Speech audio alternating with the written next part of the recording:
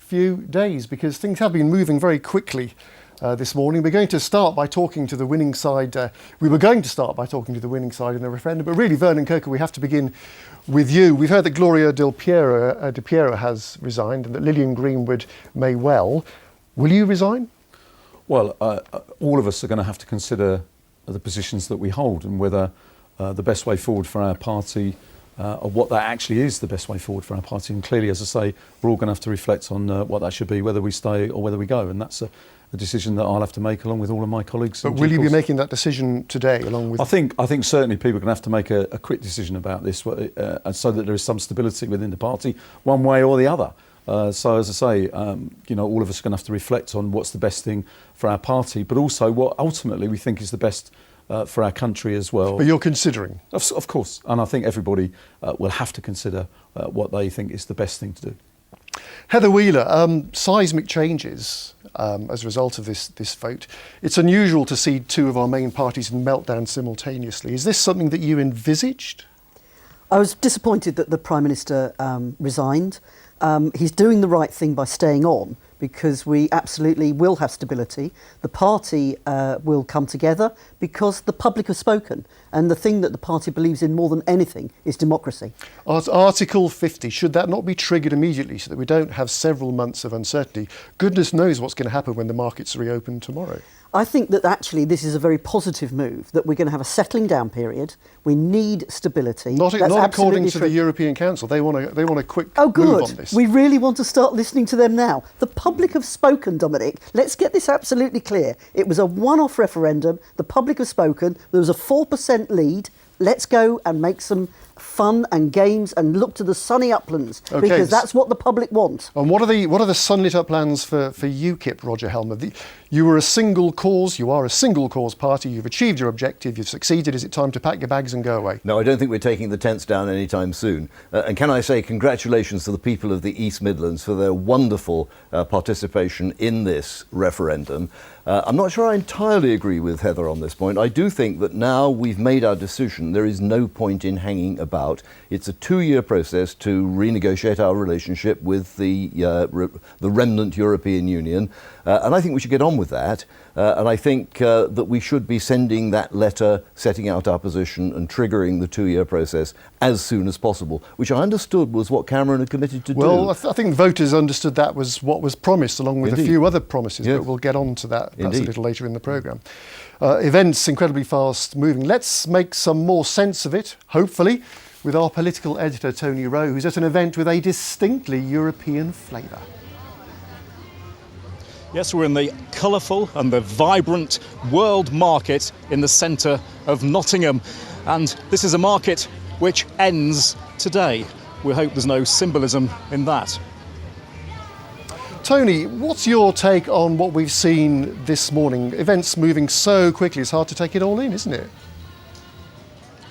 Events are moving incredibly rapidly, and we have to start with Labour. As you indicated at the top of the programme, we've heard that Gloria De Piero has quit the shadow cabinet. Lilian Greenwood, it's being reported, has too. We're still to hear from Vernon Coaker, who you have with you in the studio, obviously, and John Ashworth, who's also a member of the Shadow Cabinet. And it's going to be important in the next few hours. It's going to develop. It's also going to be important what some of the local authority Labour leaders say in the East Midlands. They may have an influence on what Jeremy Corbyn decides to do. For instance, Rory Palmer, the assistant mayor in Leicester, has said this morning that constituency Labour parties who voted for Jeremy last year now know that for the sake of the party, this cannot go on. So a very strong call there for Jeremy Corbyn to go. And we've also heard a contrasting view from Chris Williamson in Derby, the former MP for Derby North. He said he's shocked by the conniving behaviour of some Labour MPs. So we have civil war in the Labour Party. We have civil war in a way in the Conservative Party, because we have a leadership election campaign that's going to happen there. Nicky Morgan, the Loughborough MP, she may well be a candidate. And remember, it's not just a candidate for the leader, it's a candidate to be Prime Minister.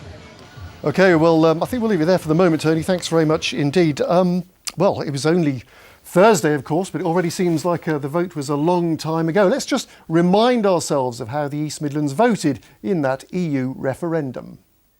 And it was almost a clean sweep for the blue colours of the Leave camp across the region, with 58.8% opting for Leave and 41.2% for Remain.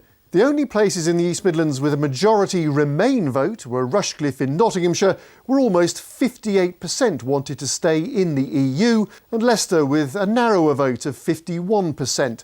Everywhere else, the Leave camp won. The highest figure was in Bolsover and Mansfield, where almost 71% of the electorate voted to leave. So, Heather Wheeler, what happens now? There will be a leadership election. Should the Prime Minister that we end up with be from the Leave side of the argument?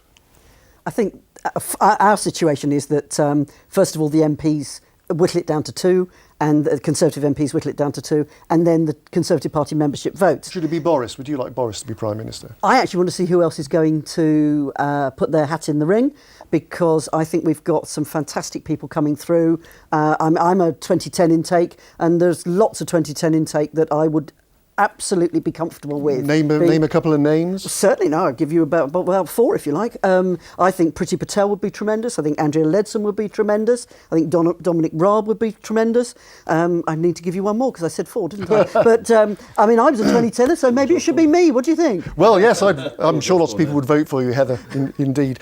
Roger, a lot of the things that the Leave campaign were promising seem to have melted in the morning sun somewhat. The £350 million a week for the NHS, the instant triggering of Article 50, and cutting down on immigration. Daniel Hannam saying that we may not indeed see a cut in the numbers coming here from the EU. So, big change in tack?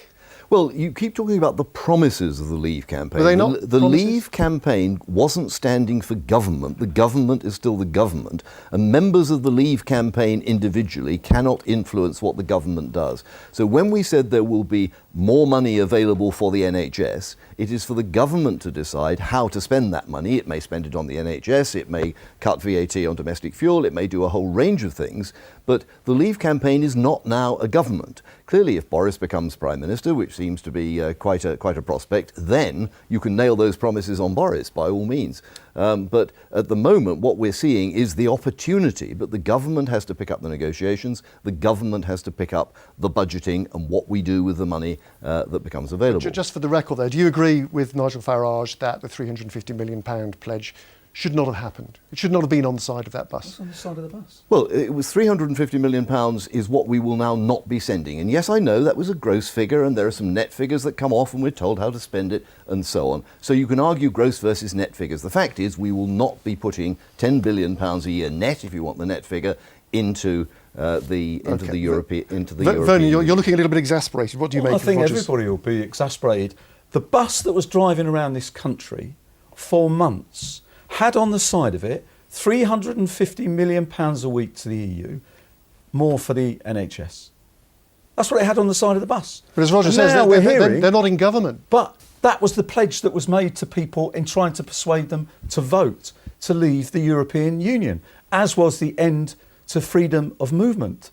All of these things were promised to the people if they vote leave. So are you saying £350 million a week? I want to move on to Labour's role. We didn't say that. We did said Labour lose this vote? Did Labour, in effect, not pull its weight? Did it campaign with the handbrake on? And is Jeremy Corbyn at fault for that? Well, I think we could have done better in the campaign. I mean, that's a reasonable. So I do. Did we lose the campaign? No, we didn't. I think the Prime Minister has to take responsibility for that as well. But alongside that, there is no doubt that many of our traditional Labour voters did not support us in our call to remain within the European Union. Is that a fault of Jeremy Corbyn and the team around him? I'll be frank, I think it's a fault of all of us in the Labour Party. We need to address a fundamental problem which we now have with many of our traditional voters, and part of that problem is to do with the European Union and loss of confidence they had with what we were saying about that. You've got to feel sorry for Jeremy Corbyn, because we know he's a Eurosceptic. He's always been a Eurosceptic, but he was put in a position where he was obliged by party pressure to pretend that he wasn't a Eurosceptic. So he was in an impossible position. But let me just make one point. Briefly, if you would. Just very briefly. Can I make the point? This referendum would not have happened without UKIP. And the credit for having the referendum and some of the credit for winning the referendum must come to UKIP, to my party. Well, let's just take a closer look now at some of the reasons behind the Leave vote in the East Midlands. As we've heard, Bolsover and Mansfield recorded the highest figure in the region and amongst the highest in the whole country. Both strong Labour areas, of course, and the shockwaves from that are still being felt this morning. Helen McCulloch's been to meet the voters who said no to Europe. Is this where the battle over the EU was won and lost? In this white, working-class, ex-mining town, voters came out in force on Thursday with a turnout of over 70%. If voters here were ever on the fence on Europe, they weren't going to be persuaded by their MP. The beast of Bolsover, Dennis Skinner, was one of only 2 of our Labour MPs in the region to back Brexit, and his constituents followed suit, with over 70% opting to leave. I want to stay British, and that's all I did it for. I want to be British. The reason I voted out was because Dennis Skinner said to vote out. I just want us to get back to making our own steel, because we make the best steel in the world at Sheffield. And less immigrants. For the migrants living here, it's a worrying time. The economic instability the decision has created is a cause for concern for Polish couple Joanna and Tomas. We've been living here for about 6 years or more now. We're quite concerned of the results because it's more fear than enthusiasm. That's what we feel here. And we're concerned of the future. I'm a nurse, so I have some concerns about my position here, but I hope my agency look after me because I know that this market needs nurses, but if not, probably I have to come back. On to Mansfield, a town where the Leave vote was amongst the highest in the country. Here, concerns over immigration and the strain on public services led many to vote out. Unlike in Bolsover, the Labour MP here was firmly in the Remain camp. Sir Alan Meal wrote a desperate letter to his Mansfield constituents, pleading for them to stay in, saying that Europe shouldn't be scapegoated for the problems the town faces. We've been given this power so they don't have to do it. So whatever choice has been made, basically, they can say, oh, it was your decision, so if it all goes wrong, it's our fault. It got to the day of the poll and I'd spent ages talking about it with my son and all my friends, and the morning of the poll I woke up and I thought, this is what I've got to do. So you voted for Leave in the end? I did, which goes against everything that I thought I believed in. But when it came down to it, I thought, there's not enough reason to stay. Killed a little town like this. It used to be booming, plenty of jobs, and I reckon just things with Europe just killed it. And then I voted out for my niece and nephew. And for my stepdaughter, basically, that they can have a better future than what we've had. Montenegro, Turkey and other countries will be coming, if they join the EU, we'll be getting people from over to this country. So will that 6 billion go up to 8 billion, 10 billion to subsidise them countries? So whilst our MPs were divided on the issue, there's a consensus in many of our East Midlands towns that politicians haven't listened to people's worries over housing and jobs, and any positive messages about Europe have been lost in translation. Some very considered views there about immigration. Vernon Coaker, your leader conceded that these are real issues in Labour's heartland, but he only really seemed to concede that after the vote on Thursday. It was too late by then to connect. Well, I think we were too late to connect. I think that, as you saw from that package, there were very serious concerns being raised about the freedom of movement and about immigration, and there was a need to address that. It'd be interesting to see what happens with all of that now. But you also saw that the referendum also became, if you like, a referendum not just on that, but on people's worries and concerns about a whole range of things, some of which don't actually have anything to do with the European Union, but are the failures of national government. So it became a litmus paper test for a whole range of issues as well as immigration. Heather Wheeler, those people voted not primarily but significantly on the issue of immigration. Will they get what they wanted, what they voted for? Can you guarantee or assure them that the levels of immigration from Europe will be cut? Yes, because it'll be a 2-year process to do that. But as soon as we can invoke Article 50, have the 2-year negotiation and the cut-off date, at that point everything will change. I think the public are not stupid. I believe in listening to the public. All of us, the people who've worked very closely with their councils, they've all had to do local plans. They've all had to have plans for thousands and thousands of more homes. They're not doing that so that nieces and nephews can actually get homes. They're doing that because the country has grown by 1 million people in the last 10 years. But you're not promising to cut immigration. You can't.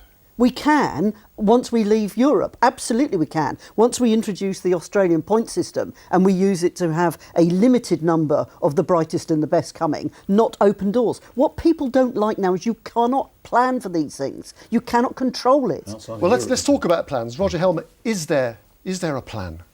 Is there a plan for what to do next? Well, there is a plan that has been clearly set Why out did Boris look so ashen-faced at the victory press conference? I think he was perhaps a little bit surprised. Perhaps like many of us on the Leave side, we thought we might not quite make it. But you say, is there a plan? The plan is clear. We invoke Article 50. We spend 2 years negotiating our way out. We are then out of the European Union. We then introduce, and it's the government of the day, not the Leave campaign, but if Boris is Prime Minister, I guess it's his responsibility. We introduce, as Heather says, a point system where we ensure that the numbers coming in are at a level that society can cope with, and where we ensure that those who do come in have exactly the skills that we need for our industry, for our health service and so on. And if I may say so, we have spent years being vilified for daring to mention immigration as an issue. We've been abused, we've been told we're racist.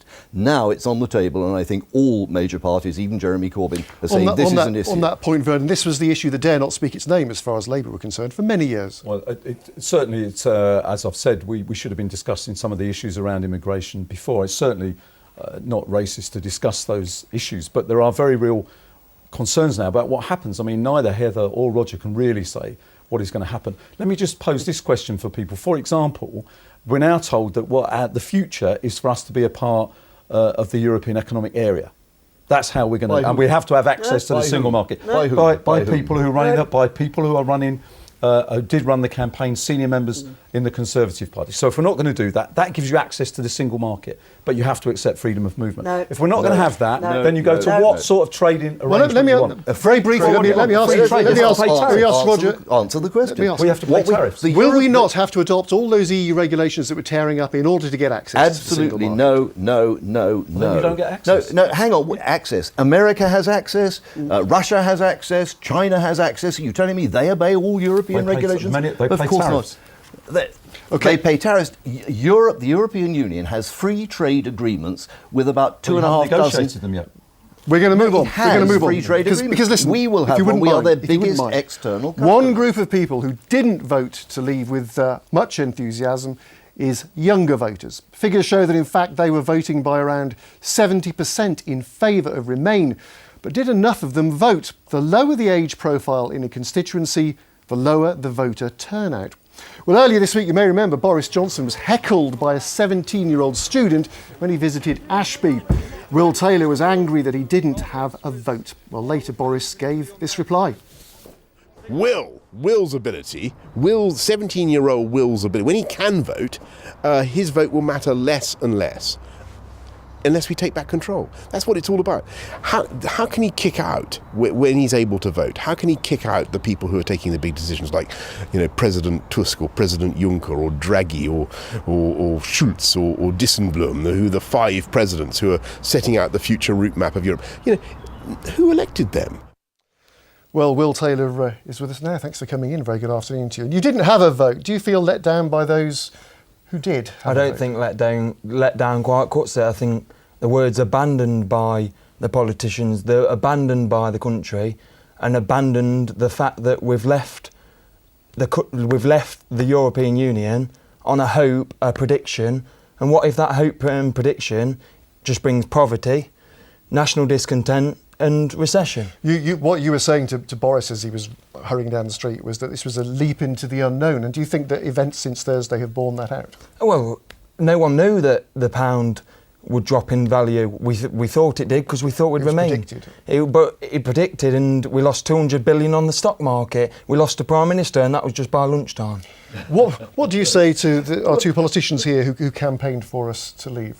I don't think you've took the account of the 16 and 17-year-olds that had a voice but were never heard into your mind. And I believe that you haven't acknowledged our votes, as much as you may promote and think that you have took and acknowledged our vote. You haven't. Yeah, but you're assuming that we are worse off when we're out. That is a wrong assumption. But you're assuming that we'll be better when we're out, and you don't know that, do you? I'm very confident of it, and many economists would agree, in the medium term. Many economists must, you say, agree, but in London, where the most economists are in England, that region voted to remain. So explain to me how economists say that they will be better. Well, I don't think the economists are a major factor in the number of votes that were cast in London. But the other thing is, you say it's a leap in the dark. I tell you what's a leap in the dark: staying in a dysfunctional European Union that we could reform. Long-term relative that we would reform. Heather, no, we've been trying to reform it for 40 years. We have never been able to reform it. Well, the first thing I'd say is I'm glad young people want to get involved in politics. See, that's a lie, isn't it? Because when I was doing a citizenship GCSE,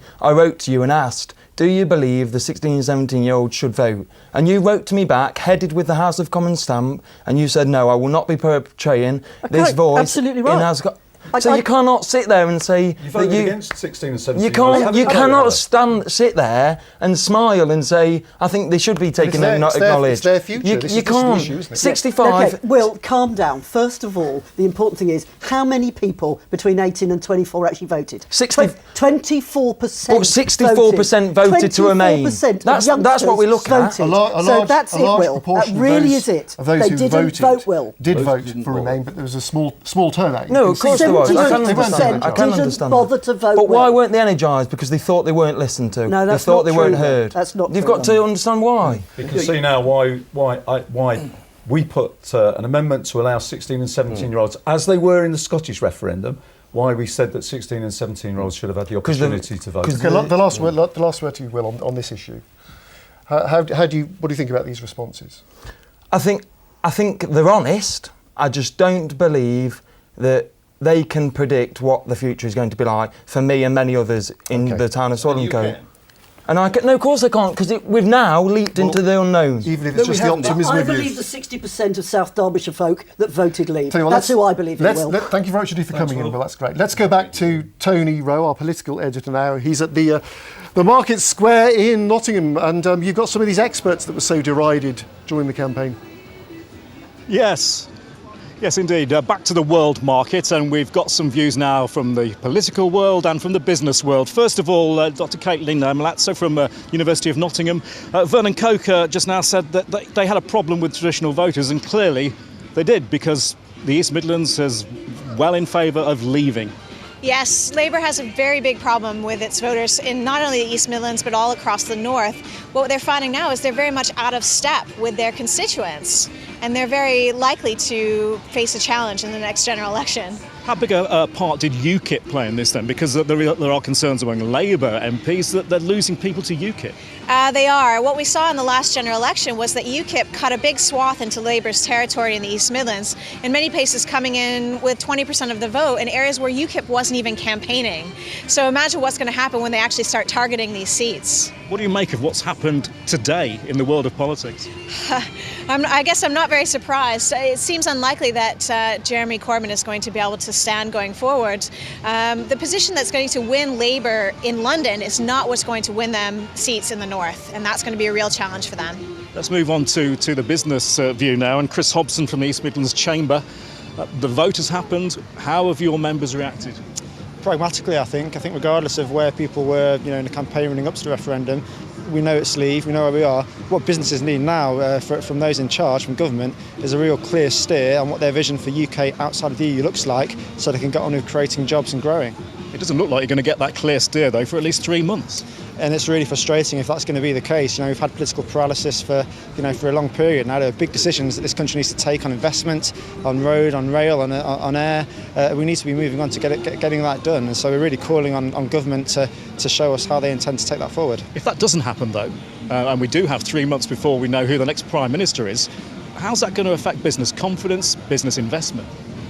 Well, businesses already are starting to look at their options. As I said, they're pragmatic. They like to know the environment that they're investing into, but they're also eager for growth. And the East Midlands have been growing at a faster rate than anywhere else in the country. And so they're committed to the region, they're committed to growing. And what we need is our politicians to really help us make that happen. Both of you, thank you very much for coming out to this world market today.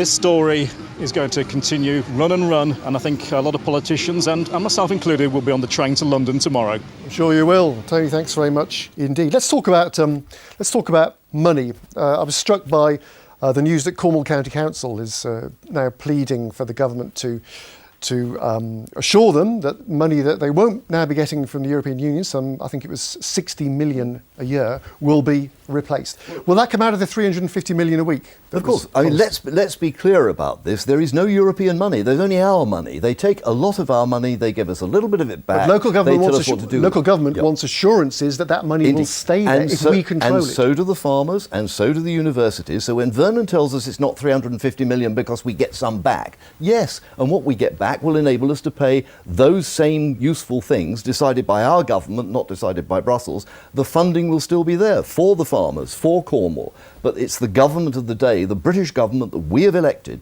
that will make those decisions, not unelected bureaucrats in Brussels. Well, Vernon, that's reassuring. The same money is going to be there, perhaps, who knows, more. But it'll be allocated by us, not by Brussels. I mean, nobody's got a clue whether that's going to happen or not. So you've got the certainty of the money that was going to, say, like Cornwall or to the universities here in the East Midlands and so on, and that's been replaced by who knows what's going to happen. But the other thing around that is, of course, all of the monies that go here, they're dependent upon the wealth and the prosperity of the nation, which in my view, and Heather and Roger will disagree, but in my view was mainly and driven by the fact we were part of the biggest single market and we had that business and that trade and that. And that brought us huge amounts of money. We've already seen the pound plummet and the stock market plunge, and who knows where we go to in the future. Worst case scenario, Heather Wheeler, was a 3.6% shrinkage in the economy if we leave the EU. We're going to be a poorer country. That means we can't afford all these demands that we'll be getting from different interest groups.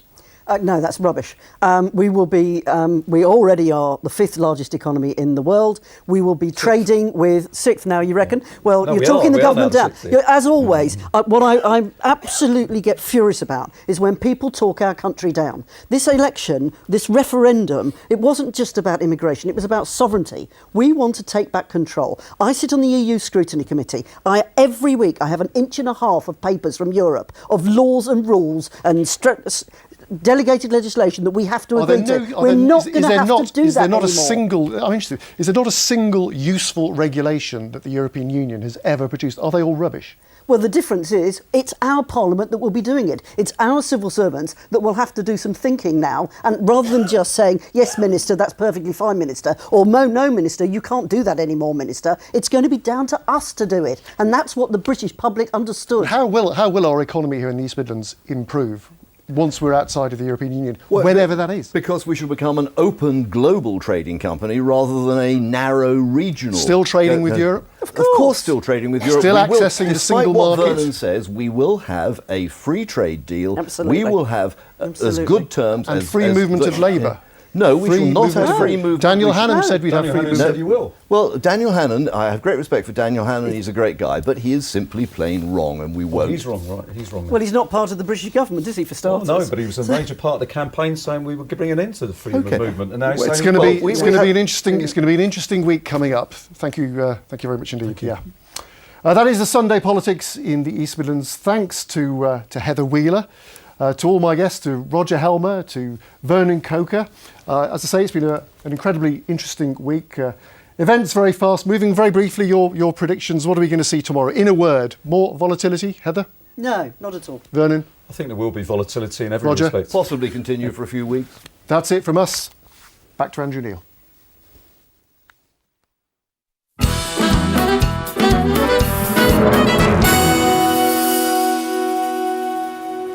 Welcome back here in Westminster. The sun is still coming out. Let's give